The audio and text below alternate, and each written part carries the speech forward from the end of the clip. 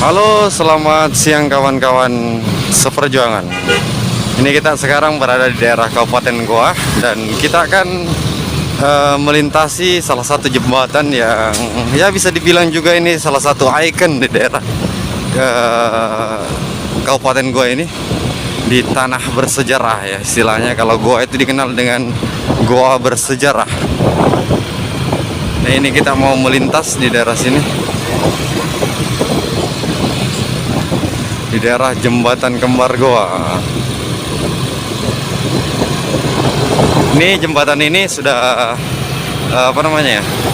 sudah pernah dilakukan renovasi pada tahun 2019 kalau nggak salah kemarin.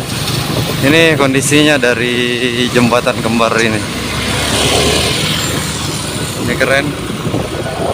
Ini jembatan ini adalah, di bawah jembatan ini adalah Sungai Jekneberang ya.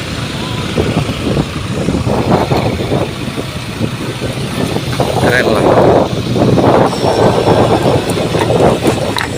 Ini bagi teman-teman yang berkunjung ke daerah Kabupaten Goa bisa foto-foto di arah sini juga.